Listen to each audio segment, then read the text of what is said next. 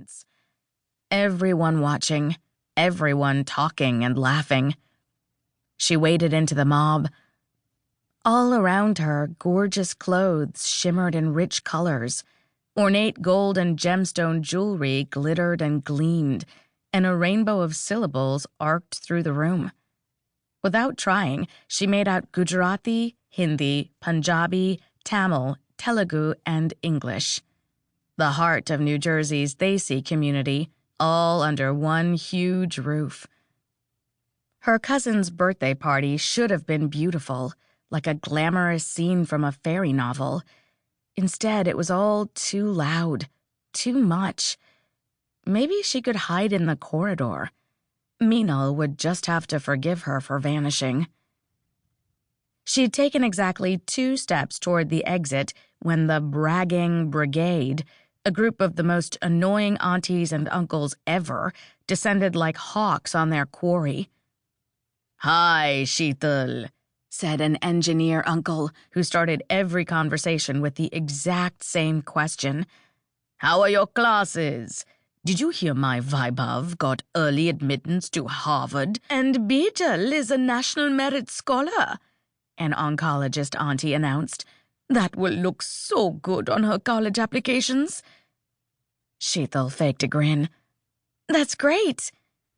Summer vacation had just started, so she didn't have any classes, and anyway, this was all old news. Oh, why hadn't she kept running? The other uncle smiled at her. "Your studies are going well? Still planning on a physics major like your papa?" "Actually, Clown College is looking better every day," Sheetal almost shot back. She nodded inanely instead. "What about your extracurriculars?" Oncologist auntie cut in. "Now that you're a junior, have you thought about volunteering at the clinic like Bijal? You need to be well-rounded these days."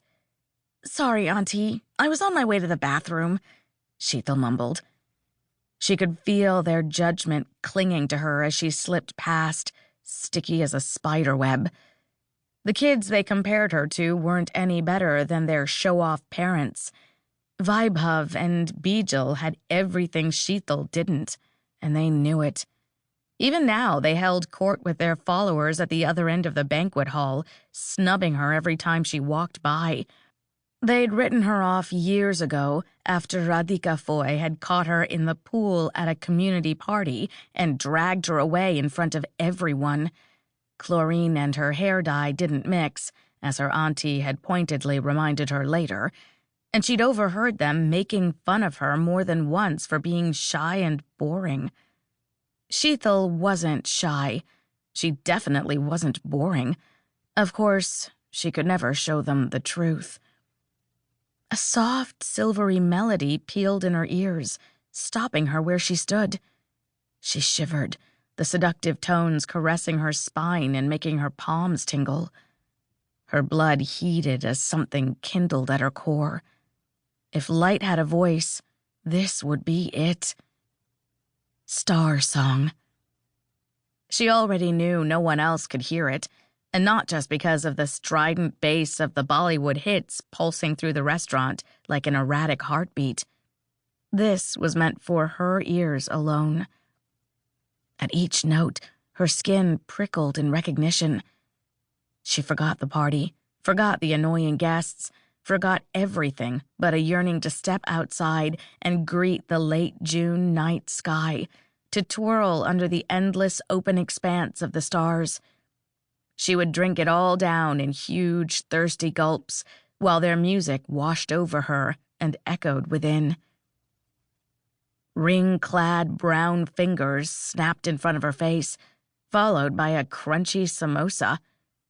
Just like that, the vision evaporated, and Sheetal was back in the banquet hall. Her mouth watered at the scent of the samosa, all spice and fried dough, but the rest of her still ached for the lost Star Song. "There you are." Meenal looked amused beneath winged liner and blue-green eyeshadow, the same shade as her heavily beaded satin salwar kameez. "Your auntie just asked me if I'm signing up for that PSAT course with you."